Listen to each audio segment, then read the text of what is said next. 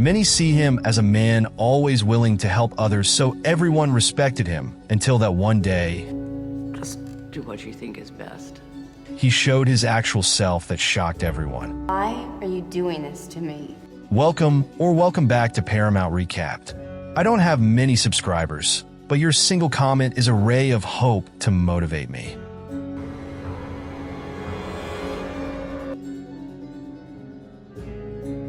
The movie kicks off with a guy named Elliott taking care of a body. He works at a funeral home, handling everything from dressing to preparing bodies for burial.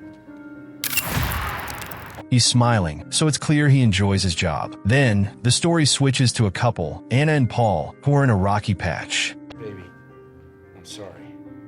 Paul's a lawyer and Anna's a teacher, but their relationship is strained due to a lack of communication. Anna's hiding a big secret too. She has a serious illness that makes her nose bleed frequently. One day, Anna spots some students picking on Jack, one of her students, and she steps in to help him out. Say something! Hey! Later, as she's leaving school, all the lights in the hallway go out. She runs toward the door, only for Jack to appear and flick the lights back on. She thinks it's a weird hallucination due to her illness. Things get even stranger at her piano teacher's funeral when she sees the teacher's mouth suddenly open in the coffin. She tells herself it's just another hallucination since, of course, the dead can't move. That night, she and Paul go out for dinner, where he's planning to propose. But thanks to some miscommunication, Try not to fight tonight, okay? things get heated. Anna assumes Paul wants to break up, so she storms out. Furious, she speeds away in her car, but while trying to grab her phone, she crashes. She wakes up feeling weak in a strange room and meets Elliott, Where am I? who introduces himself as the funeral director. You were pronounced dead 8 hours ago. He tells her that she was in a fatal accident and that he's preparing her body for burial. To prove it, he even shows her a doctor's certificate. Naturally, Anna refuses to believe him and tries to fight back, but he injects something in her neck that he claims relaxes dead muscles, I can't be dead. I can't be dead. causing her to pass out. When Paul learns about Anna's death from her mom, he hurries to the funeral home. However, Elliott refuses to let him see Anna, Not possible. You're not family. Please give me. saying he's not family. Meanwhile, Anna regains consciousness and tries to call for help, but the phone in her room isn't working. She hears Paul's voice nearby and yells out, but he can't hear her and eventually leaves. Frustrated, Anna demands to know why she's able to move and talk if she's supposedly dead. Why are you doing this to me? Elliott explains it's because he has a special ability to communicate with the dead, helping them accept their fate and pass on to the spirit world. To know your height for your coffin. On the flip side, Paul keeps seeing Anna's figure around him,